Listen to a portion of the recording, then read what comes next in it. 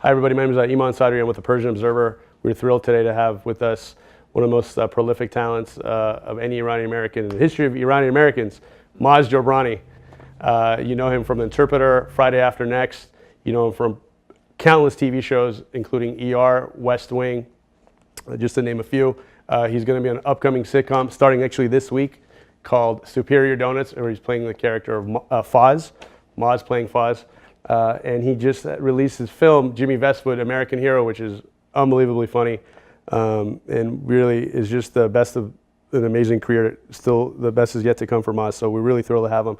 And we're really honored today to be at the historic Laugh Factory here in West Hollywood. So with the aforementioned, Superior Donuts coming up, congratulations on that, first of all. Thank you, man. I mean, I always blog that you're primetime Persian. You really are primetime Persian. You've been primetime Persian, and now, February 2nd, you catch Maz in Superior Donuts with the all-star cast, includes Judd Hirsch, Katie Seagal. First of all, after congratulations, second of all, what was the first thing you did to celebrate getting that? Well, yeah, so Superior Donuts, just a brief description of what it is. I describe it as kind of Cheers in a donut shop. It stars Judd Hirsch as an older donut shop owner in Chicago, and a younger black comedian named Jermaine Fowler, very, very funny guy. He plays the co-lead. They're co-leads together. He comes to the donut shop and starts working at the donut shop and tries to help modernize the donut shop. And then there's other people who frequent the donut shop. And so there's, as you said, Katie Seagal, who plays a Chicago police officer. There's another actor named Darian Sills Evans, who's another police officer. David Koechner, who people know from Anchorman, plays one of the patrons. Anna Baryshnikov, who's Mikhail Baryshnikov's daughter and a great actress in her own right. She was in Manchester by the Sea. She plays another patron of the donut shop. And I play Foz, an Iraqi American who is a businessman who's trying to buy the donut shop. So it's a fun show. The creators are a guy named Garrett Donovan and Neil Goldman and Bob Daly, and they've done a lot of stuff. They've written for a lot of different shows. We have Jimmy Burrows, who's, everybody knows James Burrows is the king of TV sitcoms. He's been directing all the episodes so far. Excuse me. But it's a fun show. It's a CBS show, so it's contained. It's a half an hour. There's another comedian named Rel Battle who's in there too. What's interesting about the show is it's got a lot of ethnic diversity there. We have 3 African Americans in the show. I myself am in the show. CBS was getting criticized a lot last year for not having enough color on their shows. And so this is a show that does have color. We take on some serious topics. So even though it's like Cheers, it's also kind of like Chico and the Man, which was an old show in the 70s that dealt with racial issues. And so in this show, we do deal with racial issues. And me, even though I'm Iranian, I'm playing an Arab American, but I've been sensitive to the depiction of my character, and to the credit of the writers and to the show creators, they've been listening to me, and we've been trying to make it so that he's not painted with one brush, where he's depicted as the evil villain of the show. There's other things that we take on. So it's really a good thing to be a part of, and it couldn't be more timely than now.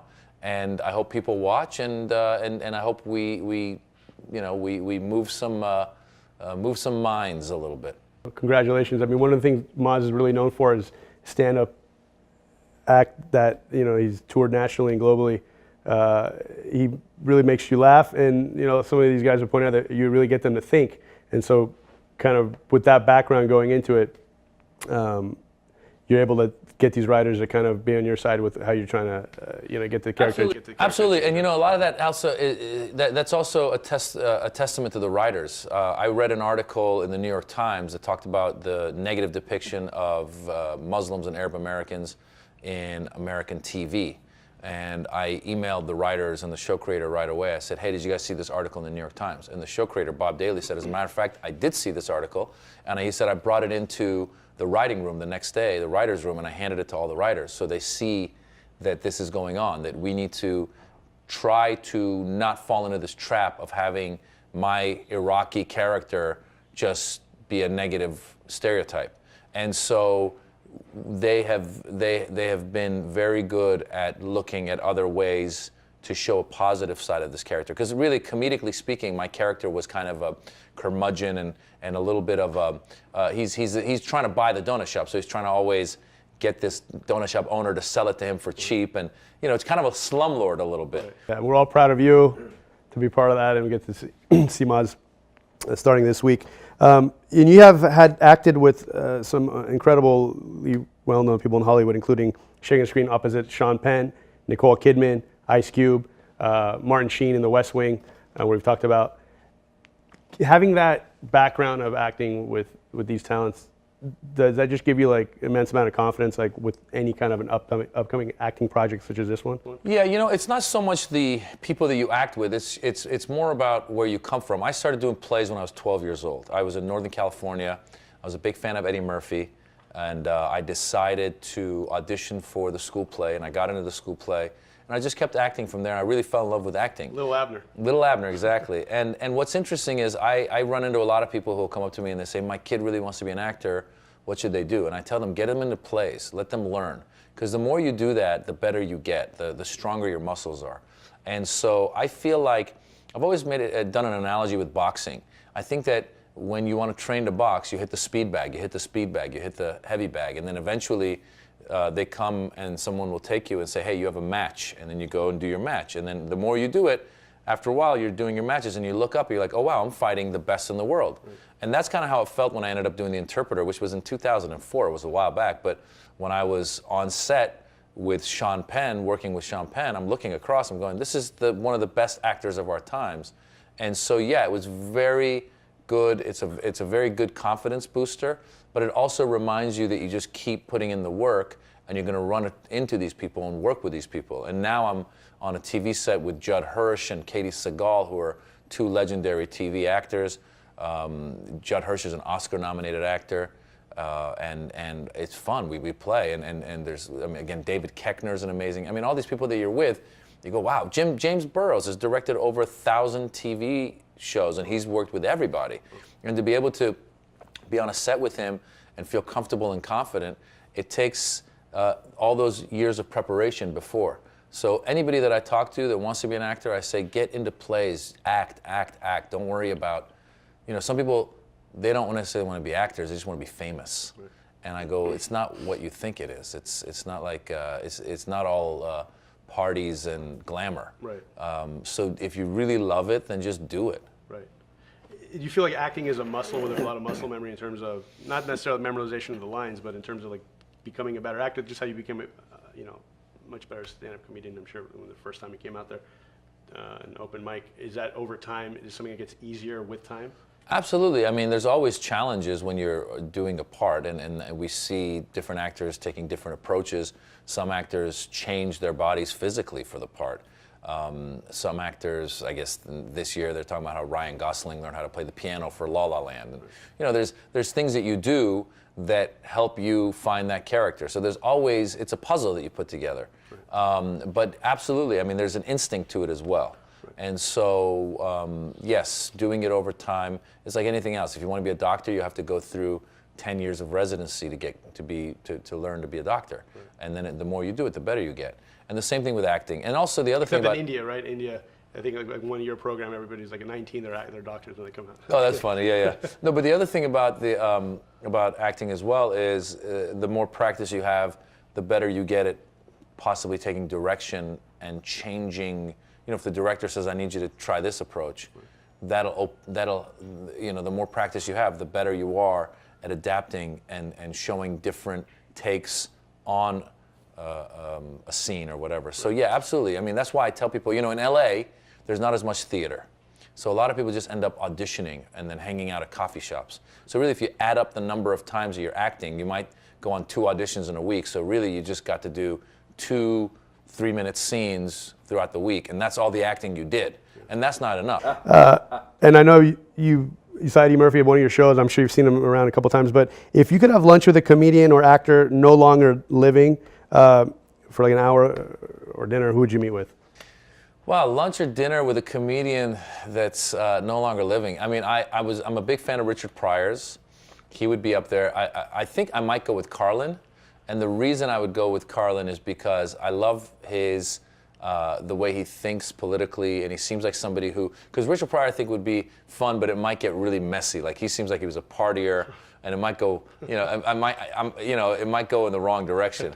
But I think Carlin, and from what I've heard, actually, people have told me that when they reached out to Carlin, he was very open to young comedians. I have a friend of mine, this girl named Liz Miele, who she reached out to me years ago and said, hey, I'm just starting out, can I pick your brains over coffee? And I said, pick your brain over coffee. And I said, sure. And we went down and we sat down and we met and we talked.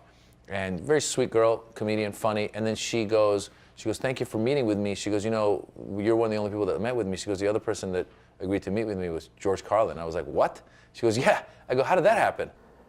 I asked you actually the same question, but I want to kind of expand on it, and actually the lobby over there. If you'd play in a biopic of anybody, if you could write your own biopic, either whether it be a play or in a film, a script coming up, who would you play, or would there be a top 3 list of historical figures that you'd ever play? They've been trying to tell the story of Mossadegh, who was the prime minister who got overthrown by the CIA in 1953.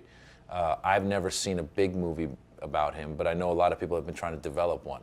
I would love to play Mossadegh in a movie. Another person I would love to play is my father. My father was a self-made millionaire. He was a very manly man. He was very generous. Very loud, very gregarious. He walked into a room, you knew he was there. And he kind of reminded me a little bit of the Vito Corleone, Don Corleone character in The Godfather, the Marlon Brando character, because my dad in Iran, and even out here in America, was somebody that helped a lot of people because he had money, he had power, he had connections. So people would go to him for favors, and they would say, for example, I don't know, my son needs to go to college, I don't have enough money, and my dad would say, don't worry, I'm going to help you out. So he was doing that all the time.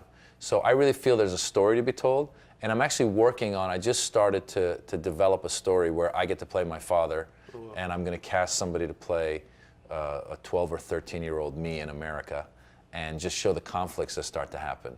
Because there was a certain point in my life when I was in my early teens, when I think I started to realize that in America, you are supposed to rebel. You're supposed to go against your parents. You're supposed to say, this is what I want to do. This is who I am. You start finding who you are. And we know that a lot of immigrant cultures, they don't like that. A lot of immigrant cultures want their kids to obey them and be what the parents want the kids to be. So that started to happen. That clash started to happen in my early teens. And it probably led to where I am now. It probably led to my personality of who I am now. I, to this day, feel like you gotta fight for what you believe in. I feel that you should do what you love in your life because it's your life, you live one life. And so I constantly find myself trying to stand up for what I believe is right. And that's why, for example, I was out there protesting against this Trump's Muslim ban. I went to LAX and protested. I could have stayed home and just, kicked up my feet, but I didn't feel right doing it. So I went and did that. I protested in 2003 when Bush was going to take us into war with Iraq because I didn't believe in it. So I try, and sometimes people, it's funny because there are those who say, you're a comedian, you should stay out of politics, but I don't agree with that. I think that you're a human being, and if you're driven to be political, then you should. Is the height of stand-up for you, especially when we were first starting out, is it more because the audience, the laughter the audience gives, and that the energy transference from that, is that bigger deal for you, or was it actually just the fact that you're a good public speaker and it's a stage presence? Absolutely. I studied, so I went to UC Berkeley and I studied political science as an undergraduate major. And the reason I did that was because my parents at that time had convinced me, this is part of the struggle, they had convinced me that I should be a lawyer because they said, being an actor and all this comedian stuff, there's no future in it, be a lawyer. So I'd studied political science. And then while I was at Cal, I decided I really don't want to be a lawyer. So I said, maybe I'll be a professor. So then I started a PhD program in political science at UCLA. Now, truth be told, I didn't even last for a year because right away I realized that I was not into becoming a professor. I would be in classes and we'd be talking, and I really didn't like the idea that in academia they say you got to publish or perish. Keep coming up with theories and publish books and keep defending your theories. And I thought, this isn't for me. And at the same time, I started doing plays again while I was at UCLA, and I realized that was my passion. So I've always been into politics and history, but even besides that, I feel like I've always been someone who has fought for the underdog. I feel that I've always been someone who fights for what I believe is right. When I was a kid, if the bullies were picking on somebody, I tried to be the guy who would stand up and say, that's not cool.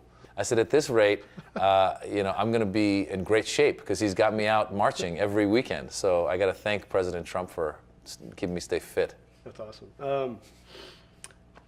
Is stand-up the high you get from an energetic crowd, whether it be Midwest or a Middle Eastern crowd, versus a high you get from finishing a scene, back to the acting?